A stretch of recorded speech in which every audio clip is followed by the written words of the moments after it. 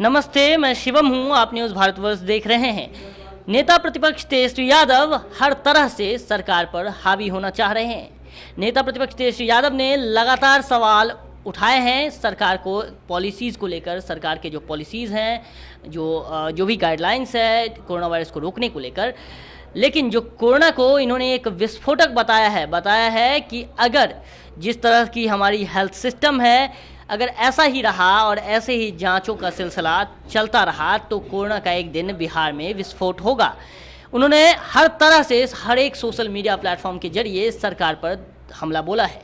क्या कुछ लिखा है उन्होंने ट्विटर के जरिए, वो तो आपको हमने बताया। क्या कुछ उन्होंने पोस्ट किया है फेसबुक पर, वो भी आपको हम बताते चलें। क्या कुछ ग्राफिक्स उन्होंने लगाया है, क्या कुछ सवाल उठाए हैं कि जो डॉक्टरों पर सवाल उठाए हैं, जो कोरोना वायरस के कारण कुछ मरीज थे वो उनका पलायन हुआ है, जो बाहर कमाने गए थे, माइग्रेटेड जो मजदूर थे, वो जो बिहार वापस लौट के आए हैं, तो उन पर भी सवाल खड़े किए गए हैं कि क्या उनकी जांच हुई है या नहीं, उनकी जांच क्यों नहीं हुई है। आपको दिखाते हैं क्या कुछ उन्होंने लिखा है फेसबुक पर।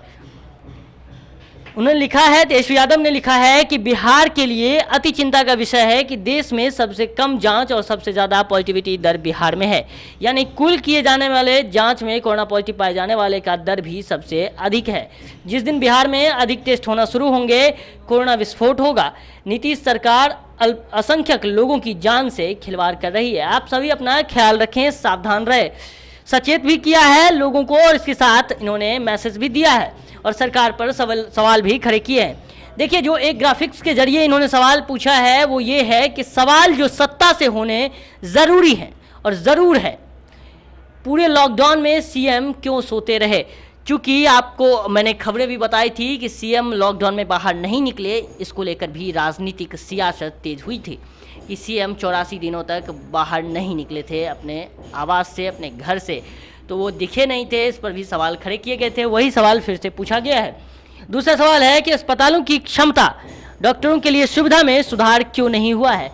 जो अस्पतालों का जो तस्वीर आ रहा था उस पर भी सवाल खड़े किए जा रहे थे। आपको मैंने पिछले दिनों एक वीडियो में बताया था कि किस तरह से मरीजों का इलाज लाशों के बीच हो रहा था। इसके साथ ही जो सवाल कई सारे पूछे गए हैं, आपको दिख रहा होगा इस ग्राफिक्स के जरिए। राज्य सरकार ने कितने वेंटिलेटर खरीदे, उसके बाद उन्होंने लिखा है कि हमारे मजदूरों की कोरोना जांच क्यों नहीं हुई। ये जो है बड़ा सवाल है जो हेल्थ सिस्टम बिहार की स्वास्थ्य व्यवस्था को लेकर है, क्योंकि बिहार की स्वास्थ्य व्यवस्था उतनी अच्छी नहीं है जितनी अन्य राज्यों में है। अगर हम बात करें तो कंपैरेटिवली जो है बिहार की स्वास्थ्य व्यवस्था थोड़ी दबदबी है, थोड़ी निचली स्तर की है। इसको लेकर भी तेजस्वी यादव ने सवाल उठाया है कि कितने वेंटिलेटर खरीदे गए हैं बिहार में स्वास्थ्य व्यवस्था को लेकर। इसके बाद उन्होंने मजदूरों को लेकर भी सवाल खड़े किए हैं। तो ये सभी सवाल जो मौजूदा सरकार पर एक तरह से हमला करने के लिए भी है, और बिहार में विधानसभा चुनाव होने हैं, और इस बीच जो है इन सवालों का उठाना कहीं ना कहीं नेता, जो विपक्षी नेता हैं, उनके फेवर में जो है चुनाव गिरता नजर आएगा। ये तो भविष्य दिखाएगा, ये तो बाद में पता चलेगा क्या कुछ किसके फेवर में ये सब बातें गई हैं। लेकिन जो अभी फिलहाल जो माहौल बन रहा है, लगातार सवाल खड़े किए जा रहे हैं। इसके साथ क्या कुछ होगा, हम आपको हर तरह की जानकारी उपलब्ध कराते रहेंगे। आप देखते रहिए न्यूज़ भारतवर्ष।